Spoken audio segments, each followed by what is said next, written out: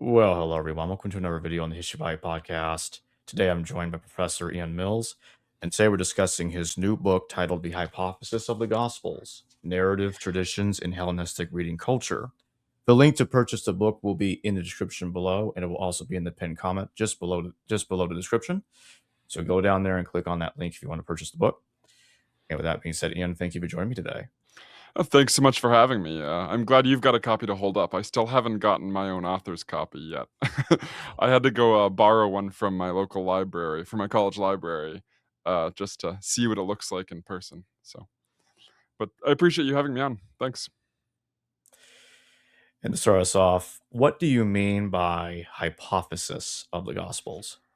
Yeah, for sure. I was I was a little reticent almost to use that word in the title because, of course, hypothesis. People think he's got some new theory about the Gospels or he's proposing some new solution. Just for fun, I typed into ChatGPT, asked it to summarize my book, and it said it was a new hypothesis to solve the synoptic problem, right?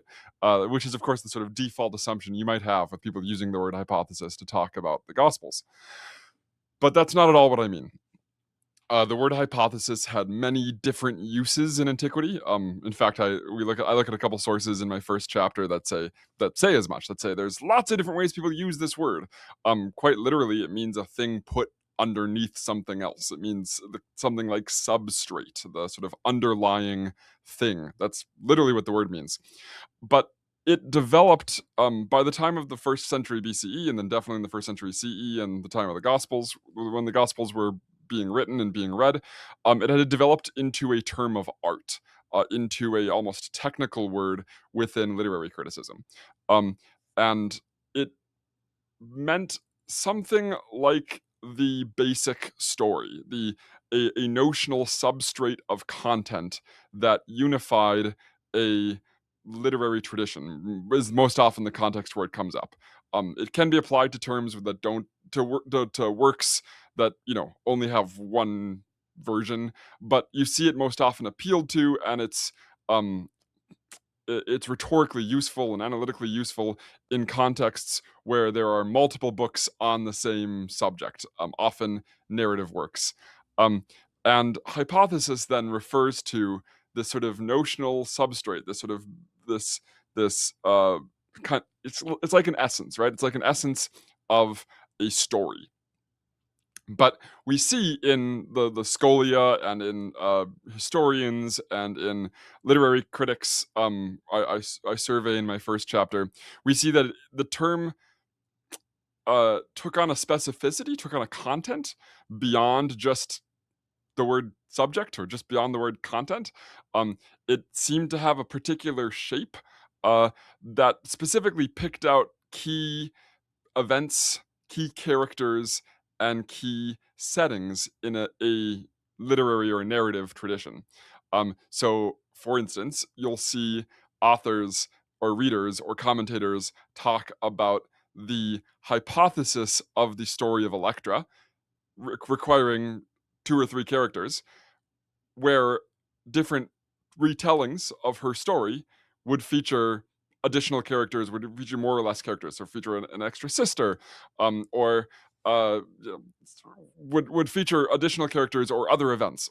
So it had a way of it was used to pick out what readers thought of as essential or fundamental or basic to a story. So, what is the narrative hypothesis? Yeah. So I mean, right. So the term hypothesis is used in this sort of literary critical way for all kinds of literature. It seems to have originated in narrative criticism. It seemed to have originated in literary criticism. So you'll see people talk about the hypothesis of philosophical literature or the hypothesis of medical literature or other kinds of books. But they often almost self-conscious. I mean, in some places, very explicitly, like Galen explicitly says he's using that term to describe what's going on in medical literature. These works that share a common structure and a common sort of series of content. But he's using that word sort of analogically and knows it's at home in narrative context. It knows it's at home in the traditions of reading narratives. Um, So he'll say, just like the playwrights have a hypothesis, so too this medical book, blah blah blah, or the series of medical books on surgery have have a literary hypothesis. Which is to say that the definition or the understanding, the conception of a hypothesis that I've just outlined is something that seems to have developed in criticism of narratives. It's not quite yet in Aristotle's Poetics, but it seems to have developed out of his particular. I've got some discussion of this in the footnotes of the evolution of this term. Um, uh, but it seems in Hellenistic literary criticism, this term turned into a term of art, hypothesis, used to talk about the basic parts of a story. And this is quite explicit, for instance, in the dramatic scholia that say it's story, characters, key events, and key settings. Um, Who is Dio Chrysostom, and what does he tell us about the literary culture? Dio Chrysostom is a fascinating sophist or rhetorician or orator.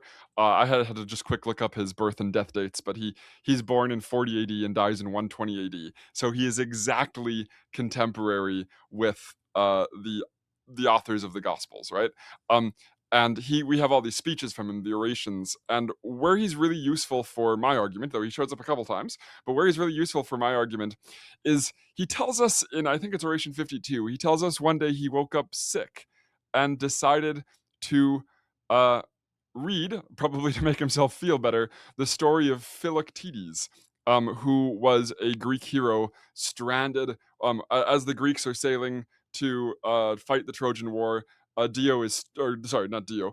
Philoctetes, this hero, is stranded on the Isle of Lemnos because he had a foot injury which made him smell terrible, a rotting foot, right? So it's the story of this guy, and what's interesting about this, for Dio, and he's sort of performing erudition here, um, is all three of the great Athenian playwrights, Aeschylus, Euripides, and Sophocles, and actually several of the later Hellenistic ones too, but he doesn't discuss them. But all three of the great Athenian playwrights all wrote a play called The Philoctetes. Um, and they all share, it's all about the same events, right? It's all about the same, how the Greek heroes, when they realized they needed the bow of Heracles, Hercules' bow, which Philoctetes had, they needed it to win the Trojan War. They go back and try to get this bow, right? And so they all tell that same story, and they all share a lot in common. In fact, you can find like commonalities in the way they tell the story. Over and against what seems to have been in the Homeric cycle, the sort of fundamental material. Uh, so they have commonalities against the sort of Homeric texts, but uh, they differ as well. They give different roles to different characters. Some versions add characters, so like add characters and events. So like in one version of the story, Athena shows up and transforms Odysseus, so he's not recognized by Philoctetes. Whereas in another version of the story, there's no Athena at all. So they're telling the same story, but they're doing so in different ways. And it was reading Dio Chrysostom actually that like the importance of this term hypothesis first really struck me. I was searching for how readers talk about books with the same title, treating the same subjects in antiquity. I was trying to write an article on that, which I never did get around to writing. And I discovered that how Dio describes what these three books have in common, what makes these three books different versions of the same story, he calls a hypothesis. So it's sort of the leaping off point for my first chapter, right? It sort of launches it in because obviously this is a clever, or at least I think it's clever, but it's at least a close or a reasonable analogy to what's going on with the Gospels, where we have four or more, if you go beyond the canon, as I do in the book, multiple versions of the same story that share some material and differ in other respects. What um what is the literary hypothesis in non-narrative genres? Sure. So the work that's doing in my so this is the final section, I believe, of my first chapter. Um, and what I've done throughout that is sort of show how different authors from the first century BCE up through about the 3rd century CE discuss a narrative hypothesis, discuss the hypothesis of narrative traditions, which includes plays, but also epics, biographies, histories, all these sort of narrative genres, right? But there's a bunch of evidence also that this term was used outside of narrative genres. And what I wanted to show was that this isn't just a word that is used by Alexandrian grammarians, right? It's not just used by these few highly specialized commentators on narrative traditions, but rather it was a word that had sort of seeped into common parlance, such that medical authors, doctors, such that philosophers or authors of all different kinds would use the word hypothesis to talk about other kinds of books as a self-conscious and explicit analogy to narrative genres. So what I see that section doing is showing how pervasive the idea of a narrative hypothesis is. That it was so in the water, it was so just part of the sort of mental furniture of ancient readers that people of different genres, people writing in other fields, writing all kinds of different books, just sort of thought with it. It just was the obvious way to talk about multiple books written that with overlapping subject material. Who is Irenaeus, and what does he say about the hypothesis? Yeah, Irenaeus of Lyon is an extremely important early Christian author, most famous for his Against Heresies. We also have a couple other tiny little works preserved of his. But Irenaeus is important for my study. He gets a whole chapter because he is the first author to give sustained attention to the multiplicity of the Gospels. There are few references to multiple Gospels existing, and people may be commenting on that before Irenaeus, but basically, Irenaeus is the first time anyone gives sort of sustained attention to this. And it was the coincidence of already knowing, having sort of seen that hypothesis language shows up throughout Irenaeus, and then seeing that in Dia Chrysostom and making that connection that sort of jump started this book project. So, the Irenaeus, his big project is a critique of certain Valentinian Christians, followers of the disciple of Valentinus named Ptolemy, who had who are what we call Gnostics because of Irenaeus mostly, and he was critical in part of this larger argument. Was critical of their reading practices, and he makes all these different kinds of arguments against how Valentinians read the Gospels. Uh, and the clearest place, the clearest passage to my mind that you can see he's using hypothesis in exactly the same way Dia Chrysostom is, because he uses it a bunch of different times, and readers before me have noticed this, but haven't made the sort of strong connection that I'm making. Have thought maybe hypothesis here means something like theory, or means something like belief system. You can find that in the scholarly literature. Or means is basically an equivalent to the rule of faith, sort of doctrinal commitments. And I think, like, obviously Irenaeus makes those kinds of arguments elsewhere, but I think when he's using hypothesis, he's making a very specific literary critical argument about sort of a basic narrative. And I think the clearest place to see this is actually when he's discussing um, uh, the origin of the Valentinian myth of cosmogenesis. It's not quite a creation narrative, but the origin of all the powers in heaven that the Ptolemaic Valentinians believe in. So they believe in that there's all these powers, sort of emanations of God, and one of them falls, and this is how we get the origin of evil and matter and things like that, right? So there's this big story. The details of that aren't important. What's important is Irenaeus says that just like the tragic poets, the Valentinians borrowed this hypothesis from the theogony tradition. From he names a particular author who wrote a theogony, an origin of the gods, and he says they changed the names, but they borrowed the hypothesis of a pagan theogony, of a pagan origin of the gods. So like he's very explicitly comparing what the Valentinians did to which is of course not fair. It's not what the Valentinians actually did, but he's explicitly comparing it to the literary traditions within Hellenistic tragedy. He's arguing for the borrowing of an essential narrative while acknowledging that there's obviously differences, like the changing of names and the number of figures and some of the narrative details. So he's making the exact same kind of argument polemically here against the Valentinians that Chrysostom uses analytically to understand what's going on with the three phylacteries. And that's sort of just like establishing that Irenaeus is in fact using this word the same way that Hellenistic critics do. Um, and that's interesting then, because he uses this word in a bunch of different places in a bunch of different ways. Um, and I I go on to unpack how I think Irenaeus not only uses this word to critique Valentinian reading practices, but uses the concept and in a couple places the word itself to um, articulate his own vision of the multiplicity of the Gospels. So Irenaeus uses the term to delimit the multiplicity of the Gospels.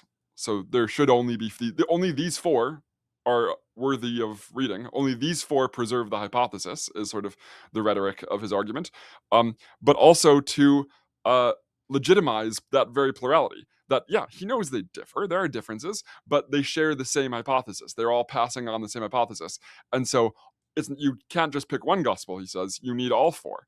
Um, there are multiple gospels that each, he says, individually and in their own right, or individually and completely, each gospel preserves the hypothesis is how his argument works. And so he uses it sort of just like the Hellenistic critics do, use this term to evaluate traditions, to say this is in this change or this decision or this retelling is in accord with the hypothesis and this one isn't. Irenaeus does the same thing in order to say these gospels preserve the essence of the story and these other gospels don't, and reading practices don't. How did the Valentinians look at the hypothesis? What is the Valentinian hypothesis? Oh yeah, so it's a great question. We would love to know if the Valentinians actually used this language themselves. I suspect they didn't. I suspect the Valentinians were instead participating in allegorical interpretation. And as you'll see, as I argue later in the book, and even a little bit in that chapter, a hypothesis appeals to the hypothesis often show up in anti-allegorical arguments, and that goes all the way back to Alexandrian readers of the Homeric corpus appealing to the sort of basic narrative against allegorical readings of details in the passage, right? So probably the Valentinians themselves would not have used this language. Irenaeus here belongs to a long line of anti-allegorical interpretation that goes right up through Epiphanius and Origen. That back and forth, both of whom use hypothesis, and Origen acknowledges this is a sort of anti-allegorical way of thinking, and goes all the way back to the Alexandrian readers of Homer, who appeal to the hypothesis, appeal to narrative context, to the basic story, to resist allegorical readings. So the Valentinians are invested in, at least according to Irenaeus, and we do have evidence for this from something like Heraclian's Fragments of John and some of the Valentinian works we've recovered from Nag Hammadi. They understood the details from the Gospels. They interpreted details from the Gospels, and it seems also from Paul, as not only telling a sort of basic story, but also concealing information or embedding information or revealing information about the sort of cosmic world. So they reportedly the age of Jesus at his baptism being 30 played some that number the appearance of this number 30 played some role in figuring out how many powers were at a particular stratum of the divine emanation, right? The details here are not important. We could unpack them, and I mean the best place to do that would be their sustained reading of John 1 as describing the emanation of divine powers and the fall and the sort of attempt to sort of save the lost divine light from material world, right? There, but the point is that the Valentinians are reading the Gospels as revealing this sort of cosmogonic information in tiny little details, and Irenaeus is seeing them do this and saying you shouldn't read the number 30 there as about anything other than the life of Jesus. You are ignoring the hypothesis to focus on this tiny detail and using that to talk about some other hypothesis, some other story. So he says they have a hypothesis and we have a hypothesis, and they are the weird thing about Irenaeus's argument is it's not arguing about two texts that share a hypothesis, which is usually what you see, but rather a shared text that people are reading according to him, as revealing two different hypotheses. That is the story of the life of Jesus, which is what Irenaeus says is the true hypothesis. It is the story of the incarnation, birth, teaching, death, resurrection, and second coming of Jesus. That's the true hypothesis, and they're making it about the sort of emanation of divine beings and fall and etc. What do Clement of Alexandria, Origen, and Eusebius say about the hypothesis? What are their takes on it? Yeah, right. So Irenaeus gets a lot of detailed treatment. I then sort of survey a bunch of additional authors. So my the way the book works is I've got this initial chapter that lays out how this term functioned in the first and second centuries, um, and then I say like, but we and it like it seems obvious to me that this would have informed how the first Christians read the Gospels. It seems to be everywhere, and the Gospels are such obvious dead ringers, multiple books on the same subject. Um, but I say you don't have to like share my intuitions because we don't have to speculate whether early readers of the Gospels used this idea to think about, to theorize Gospels, because they do. And so Irenaeus does that, and I sort of dedicate a whole chapter to him because he's a big deal and pretty early. But then I go through and survey that it shows up in Clement, it shows up in Epiphanius, it shows up in Eusebius, it shows up in Origen in a very interesting way. I don't know if you listed him, if you wanted to talk about him separately. And it goes all the way up through like Cosmas, the Indian sailor, and indeed after you can find Byzantine authors continuing to use this term to theorize the multiplicity and unity of gospels. Um, I'd be happy to discuss any specific examples. I mean, I find Epiphanius's uses very interesting. He not only uses it to critique like Marcion as violating the gospel. He says his changes destroy the hypothesis, or but he also uses it against people like Origen to say that their reading practices deviate or harm the hypothesis, or ignoring the hypothesis by reading allegorically. I think the one really important thing that we haven't discussed yet that shows up across all these authors, and I make this move first in the Irenaeus chapter, but then play it out, also show it's also true in each of these later authors, is what I call the hypothetic use of the term gospel, which I think maybe this would be a good time to insert that, which is that. So again, like ignore Christian stuff for a second. You can see throughout Hellenistic and like Greek authors in the Roman Empire, so like high imperial authors. The very same authors will use the term hypothesis interchangeably with the title of a influential, formative, seminal work within a narrative tradition. For instance, people will talk about the hypothesis of several different versions of the Trojan War story, the hypothesis of the Trojan War story. Or they'll just talk about the Iliad or an Iliad. So they'll say this author wrote an Iliad and this author wrote an Iliad. Homer wrote an Iliad, and so did, 4 or 5 other different people all wrote an Iliad. Or they'll call them, this was I forget the specifics now, but a Phrygian Iliad because the author was from Phrygia. So And specifically, they don't mean by that like a great epic of their own. They mean the story of the Trojan War, the same story that Homer's Iliad is about. Um, uh, though they like, I mean, maybe an easier example is more familiar to people would be Xenophon and Plato both wrote an account of Socrates' trial. They both wrote an apology, and you'll find Diogenes Laertius says they both wrote apologies on the same hypothesis. But then other authors will say will basically repeat the same stuff, but will instead say they both wrote an apology, and they both wrote a symposium. So what's going on there is a title that's held in common across the literary tradition, um, or just a title of a particularly formative work within a literary tradition can be used interchangeably with the term hypothesis. And this goes on.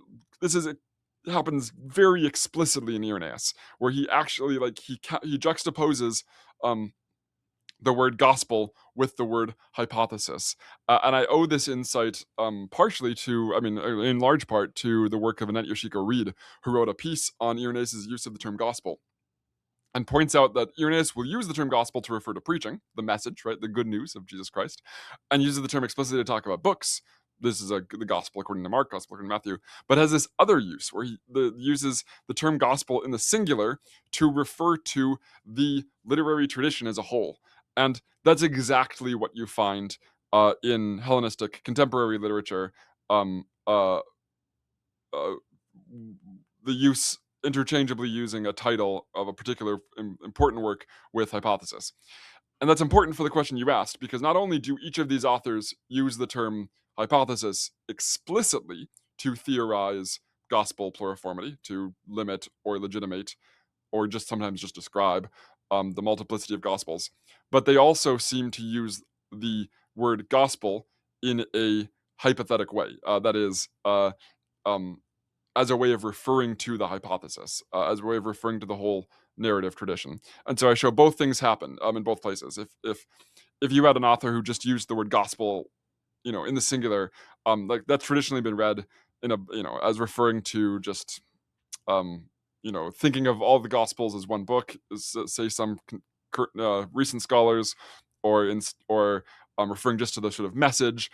But when you see it being used interchangeably in an author who we know can and does explicitly use the term hypothesis to think about gospels, I think it's much more plausible then to read the singular gospel in these contexts as referring to the hypothesis. Does that make sense? Yes. Can you expand a little more on what Epiphanius says about Marcion in relation to hypothesis? Yeah, I'd have to go pull that up real quick. There's a couple really puzzling passages. One thing I kept running into with with Epiphanius is that the most popular translation, which is I think done by Williams of his Panarion, um, often just skips the word hypothesis. Like there'll be no equivalent um, uh, in in the um, in the English text. So there's one place in particular where the Greek says refers to things being held in common in the hypothesis of the Gospels, is what the Greek says, and uh, Williams just translates it things held in common in the Gospel. Like he changes it for the plural to a singular and deletes the word hypothesis, which is ironically like exactly what a hypothetic use of the term gospel, like that's what Irenaeus does too, and that's what I'm arguing happens. It's just is happening in this case in an English translator. Um, the the basic argument. I mean, I show. I am trying to pull up my copy here. The basic argument though is that Irenaeus, I argue, is probably thinking with hypothesis sort of ideas when he describes um, uh, Marcion as not really giving a gospel. He issues a gospel that is not really a gospel.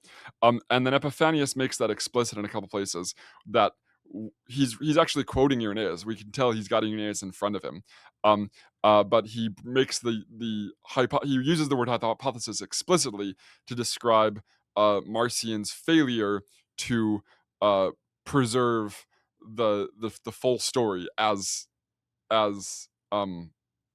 Epiphanius understands it, right? So I, it's worth noting, just this is a point, I had a conversation with David Litwa about this. It's worth noting, like, I don't believe in essences. I think, there really isn't an essence to the Arthurian story, right?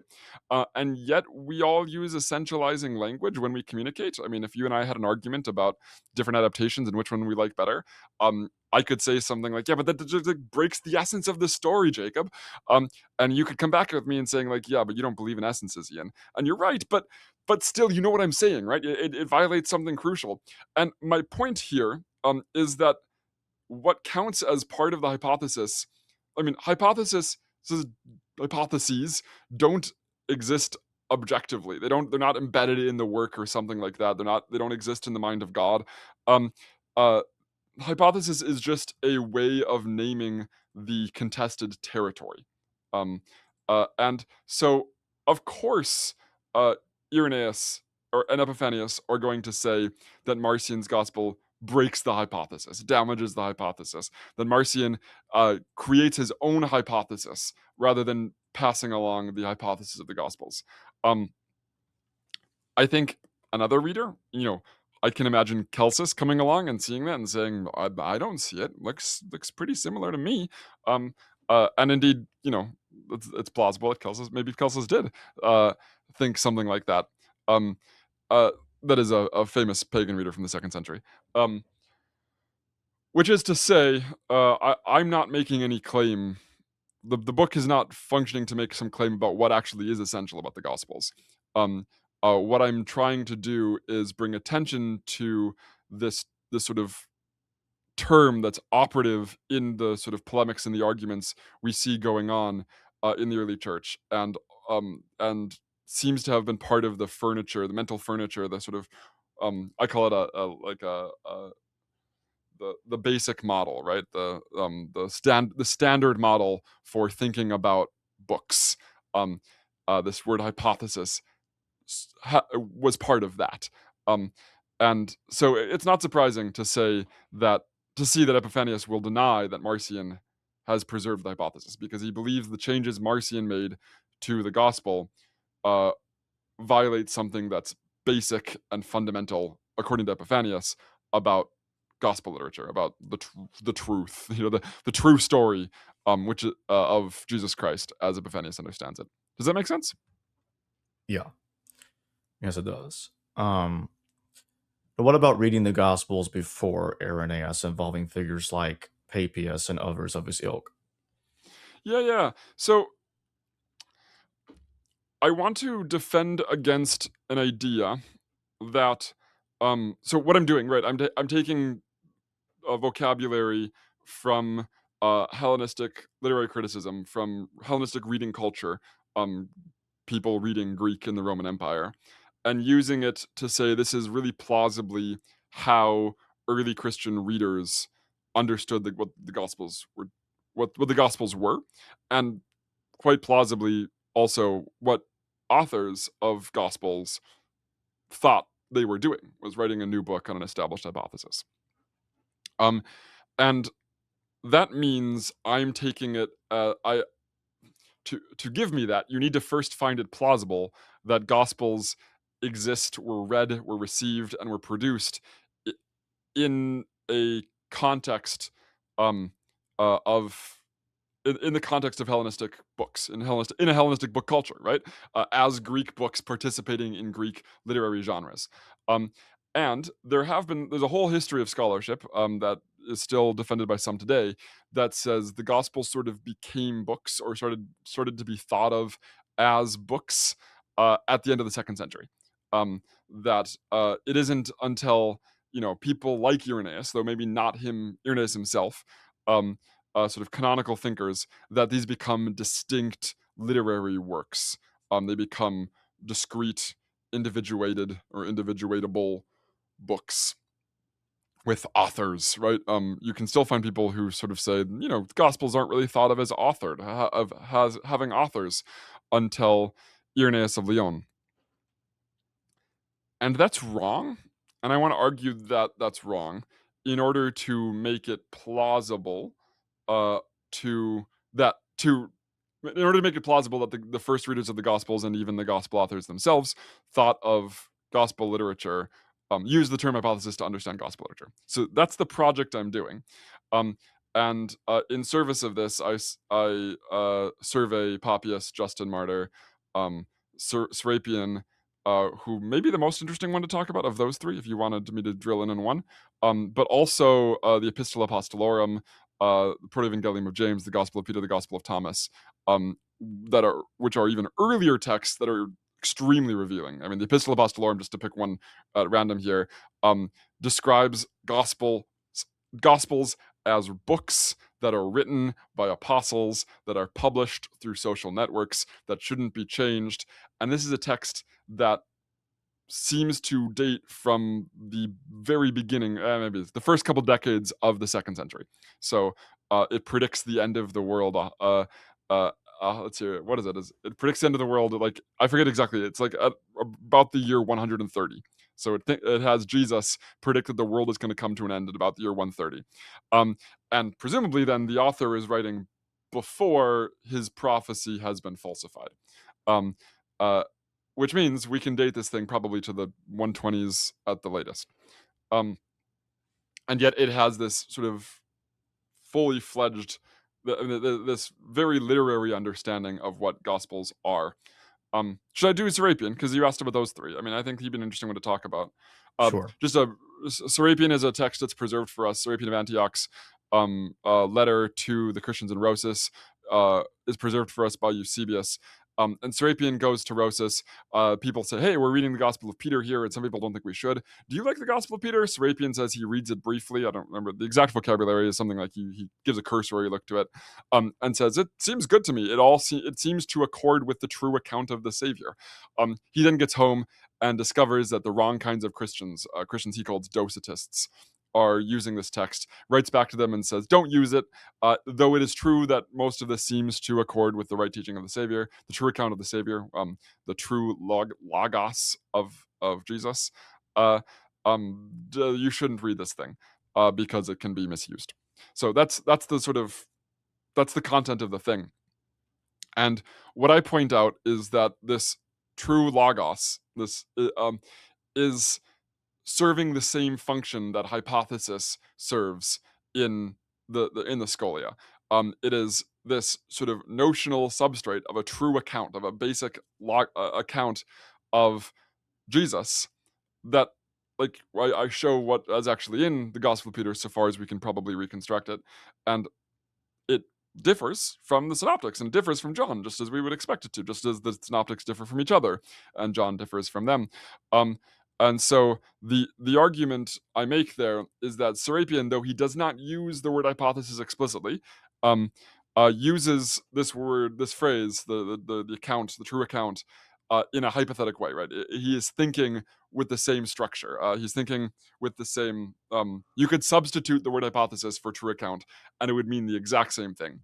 And that's particularly interesting because, like, that word logos, to refer to a notional fundamental story, also shows up serving almost the exact same function in the aforementioned Epistola Apostolorum, the Epistle of the Apostles, the text from the 130s, that has this sort of seemingly fully fledged, like, literary understanding of what gospel books are. And so, I guess that's doing two works, and it's sort of trying to push against two different sides of an argument. On one hand, it's saying that this sort of way of thinking about gospels as books participating in Hellenistic literary culture goes well back before Irenaeus. And at the same time, I point out that these thinkers, the Epistola Apostolorum, Serapion of Antioch, these are very clearly authors who do not have Irenaeus's canonical consciousness. That this is not an idea that develops as part of a canonical apologetic. It doesn't show up just because Irenaeus has a fourfold gospel. The Epistola Apostolorum explicitly cites material that only shows up in the infancy gospel of Thomas as part of the life of Jesus, non-canonical Jesus traditions. Serapion of Antioch, if he had a fourfold gospel canon, wouldn't have entertained the Gospel of Peter in the first place, and wouldn't have approved of it initially because it seemed to agree with the true account. So these are people who are pre-canonical. They do not have a sort of full-fledged four-gospel canon and are already thinking, but do have a way of evaluating gospels. They are evaluating whether gospels should or should not be read, and they're using, unsurprisingly, the idea of a hypothesis. They're using the same terminology, ideological framework, conceptual furniture that other readers of pluriform texts use to evaluate good and bad versions of the stories. I'd like to go back to Origin for a moment. Yeah. You mentioned that you found the particular way that Origin talked about hypothesis to be interesting. Can you expand on that? Yeah, so Origin's fascinating because, as I alluded to earlier, allegorical readers of these texts generally don't use hypothesis. It's not clear to me that they couldn't. Right, in theory, an allegorical reader could talk about a fundamental story. Like, there's no, but sort of like in terms of what's rhetorically useful, we see, again, in pre-Christian literature, in Hellenistic, properly Hellenistic literature, we see that appeals to a hypothesis show up in anti-allegorical um, uh, reading traditions. It shows up in the Alexandrian librarians, Aristarchus of Samothrace, Aristarchus of the famous greatest of the librarians of Alexandria uses it to critique allegorical reading, for instance. So I was curious to see if Origin uses the term. And the only clear, obvious use of hypothesis to mean a sort of notional substrate of narrative content shows up in his Contra Celsum, and it shows up with a fascinating qualifier, which is, he says this is not how Celsus says that if Jesus really was divine, he should have ripped himself off the cross and sort of vindicated himself in front of his enemies and his critics, and should have just vindicated himself right there and then, right? And instead, Celsus makes fun of all these crazy resurrection stories that feature women and feature stuff like that. So that's the critique Celsus is making, and Origen responds to this and says, I would like to interpret this for you properly. He basically says, I would love to offer you an allegorical exegesis of the different crucifixion narratives, and I will do so elsewhere, presumably in his commentaries on the Gospels. But to condescend to answer you on your own terms, I will explain the why that it had to happen this way according to the hypothesis, right? So he uses the idea of a hypothesis to explain the fundamental narrative that the Gospels all share about Jesus's crucifixion, death, and resurrection. And Origin knows better as well as anyone that these Gospels contradict. I mean, he's the most explicit. These Gospels contradict irreconcilably, he says, and he actually says anyone who reads these as histories is reading them wrong because of this. So he's very explicit. He knows the Gospels contradict each other. But he appeals to a hypothesis specifically when he says, I'm going to answer you, Celsus, on your own terms. I'm going to condescend to talk to you the way you like to talk about texts, not the sort of elevated way that I think text should be read. So Origin does not find hypothesis useful because hypothesis is useful for basically talking about certain differences as irrelevant or as ignorable. There's a scholion that serves as the epigram of my first chapter, where discussing how exactly Agamemnon dies, and the scholion says that every author can tell the story however they wish, so long as they don't harm the hypothesis. Just explicitly discussing a contradiction, and the point there is, it doesn't matter exactly how Agamemnon dies, whether Clytemnestra did him in with an axe or someone strangled him in bed, or the details of that, he says, are irrelevant. What matters is that he dies. That's the fundamental thing of the story, that he's murdered, which is to say, you should ignore, or you don't have to pay a lot of attention to the differences. The differences are just how every author wants to tell the story. You need to focus on the sort of core thing they hold in common. And Origins isn't going to have that. Origen's whole thing is that these stories contradict for a reason. There are differences there because every difference has its own allegorical meaning. The Sermon on the Mount takes place on a mountain, and the Sermon on the Plain takes place on a plain, despite the fact that they're the same story, because Luke and Matthew are both telling a different allegorical message. There's meaning imbued in every little detail, and those contradictions are put there on purpose by God, says Origen. So, zooming back out, the idea of a hypothesis is not useful to Origen because he wants to treat the differences as individually inspired and like loaded with allegorical meaning.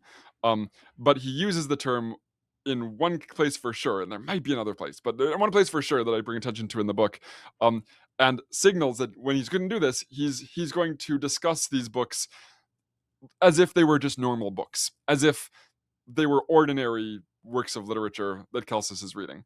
So I find that fascinating, especially given that the term is used anti-allegorically explicitly by both Irenaeus and Epiphanius, which I think I make the argument, I at least make the suggestion that the reason this language this language doesn't show up prominently in later authors like Athanasius and Didymus and things like that is specifically because the hermeneutics of inspiration, the hermeneutics of canonicity, uh, basically made hypothetic thinking useless. If every single thing is divinely inspired and perfect and loaded with meaning, talking about a hypothesis just isn't useful in the same way. You can still do it descriptively as Cosmos does, but it's not exegetically productive for people who think about scripture in that way.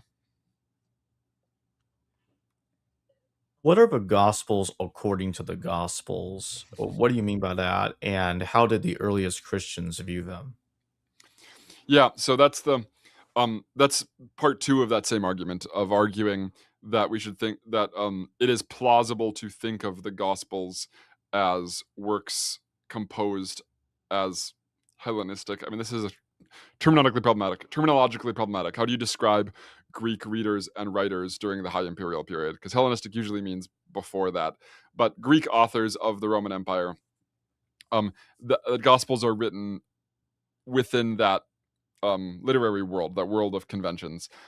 So I very briefly look at Mark, Matthew, and Luke, mostly Matthew, Luke, and John, to argue that we can already see in the Gospels themselves, as well as in things like the Proto-Evangelium of James, the Gospel of Peter, the Epistola Apostolorum, several non-canonical Gospels. I put these together in one chapter.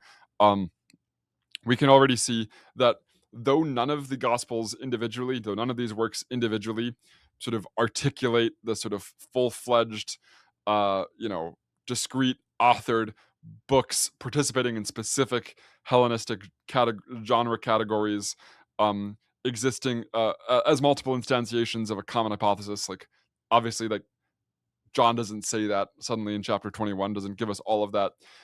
My argument is that if you take together the stuff in Matthew and the few details we get from Matthew's rewriting of Mark 1:1, the Lucan prologue, the Lucan preface, which is Luke 1:1-4, John's comments on other books existing and itself as a book, as well as all this sort of non-canonical stuff, which is even more fruitful, you can basically get all the pieces of Irenaeus's picture except the fourfold canon, right? So obviously you don't get his sort of fourfold gospel, which I argue anyways is in tension with thinking about books as written on a common hypothesis.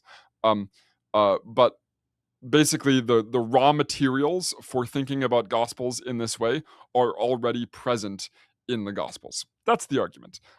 We can talk about specifics there. I think in some ways the non-canonicals are a little more interesting, mostly because people aren't as familiar with them. So like the Proto-Evangelium of James, which is very explicitly and I think sort of self-consciously emulating the Gospels and is super early, so probably from the first half of the 2nd century as well, describes itself, while emulating Gospels, as a work of history. So it describes itself as belonging to a particular Hellenistic genre category. And claims to be written by James, the brother of Jesus. And why that's interesting is because it shows that an author writing in the 130s, maybe, um, it shows that an early second century author already thinks that Gospels belong to this category of history and are the kinds of books that ought to be written by disciples. Um, I do believe the Gospels themselves, Matthew, Mark, Luke, and John, with partial exception of John, that they are obviously themselves already. I think they were published as formerly anonymous books. There's no claim to be written by Matthew in Matthew. But I think we can see that by the time the Proto-Evangelium of James was written, already there was an expectation that this kind of book should be written by an eyewitness, should be written by an apostle, James isn't an apostle, but by someone, a player in the story, or by someone who was there, which suggests to me that that Matthew getting attached to Matthew happened really early, happened before the Proto-Evangelium of James, happened before the Gospel of Thomas, happened before the Gospel of Peter. All books that are, with the partial exception of Thomas, which is a weird case, but books that are emulating gospel literature, and think that to do that and be successful, they need a apostolic ascription. They need to be attributed to an apostle. Can you tell us about the resistance to competition with gospel etiologies? Yeah. So, the basic point is that writing on an established hypothesis is universally recognized as a competitive act. Both readers and writers who are themselves writing books and describing themselves as writing on a hypothesis understand that when they do that, they are trying to improve upon and most often explicitly displace their predecessors. So you can pick so many examples here. The example we started with, the three Philoctetes being read by Diochrysostom, he describes this as a competition between the three. Diogenes Laertius describes Plato writing out of envy of Xenophon and trying to correct and displace the Xenophon's apology for Socrates by writing his own. Galen talks about plays and medical literature being written to replace earlier books on the same hypothesis. Historians, philosophers, just pick your text. Will say, I'm writing on this as the same hypothesis as this previous work, usually a work that shared the same title, and doing so because this other work sucked, because this work had these failings. Josephus even says this. So that's the sort of baseline. Is it was understood that writing on an established hypothesis was you don't do that if the existing works on that hypothesis were already good. And then you write a commentary. Then you write a sequel. But if you're writing on a traditional hypothesis, that is to improve upon, to replace, to do better than your predecessors. Okay. And then I show there is some evidence for this in gospel literature. My favorite case study is actually Gaius of Rome, this author from the beginning of the 3rd century, who seems to have seen John as a critique, the Gospel of John, as a critique of the Synoptics, as he specific contradictions with the Synoptics meant that it was a competitive book, and the Gaius then rejects John in favor of presumably his more familiar Synoptic Gospels. But you see also the same idea, I think, quite explicitly in the Lucan prologue, which describes itself as a narrative on an established logos, on the same account, the same language that Serapion uses, that the Epistola Apostolorum uses. There's a traditional account, and this is a retelling of that same story, because his predecessors had put their hand to, which is always used critically, had attempted to write. He doesn't say this, but had attempted to write their own gospels, and implicitly failed in particular ways. And so he says he's going to succeed where they failed. He's going to give a more accurate version of the story, is what the preface to Luke claims. And then you see things like Marcion and Tatian and the Gospel of the Hebrews, books that I think are really plausibly new books on an established hypothesis, that we have independent testimony that these works functioned for their readers to get rid of predecessors. So readers of Marcion's Gospel did not read other Gospel books. It seems like the early readers of Tatian's Gospel um, read only Tatian's Gospel and rejected the others. Likewise, the Gospel of Hebrews. Okay, so that's the sort of baseline, is there is evidence for Gospels being received this way. So, I argue, when you read stories about the origin of the Gospels, and I specifically focus on the story found in the Muratorian fragment, which I think dates to the 2nd century, probably sometime in the 2nd century. That's a contested point, but I'm ready to defend it. You see, I think, an implicit defense against the assumptions of competition. You see evidence that it frames the composition of the Gospels as if it was not only divinely approved of, but often done with the permission of other evangelists and other apostles. It is a collective effort, and I could have expanded this. I mean, some of the other gospel ideologies that show up in like the Acts of Timothy and in later works give much more explicit sort of apologies in the sense of like defenses for writing a new gospel, that writing this new gospel was not meant to be competitive, it was not meant to displace or contradict, it was meant to sort of complement. And I showed that even in doing this, the Muratorian fragment seems to use hypothesis thinking, and does so in a way that's like really closely analogous to a particular way of reading the Socratic works. We see that Gellius says, "I know these things were probably written in competition, and lots of people read them as in competition, but I don't think that you should read them that way." And appeals to appeals to the shared hypothesis as grounds for legitimating multiplicity. And you see that in the Socratic literature, and I think the Muratorian fragment is doing that same thing when it talks about, yes, I know there are differences, specifically discussing differences in the beginnings of these Gospels, but that's permissible because they share this same basic account, and it articulates that account as being the sort of outline of Jesus' life, which is exactly the same way people explicate what the hypothesis of the Gospels was. And for my final question, what do you conclude about the gospel hypothesis? Yeah, it's a good question. It's the point of this book isn't to transform anyone's reading of the Gospels. If it is, does I'm not trying to solve the synoptic problem in a particular way, or criticize any particular camp or school of reading the Gospels.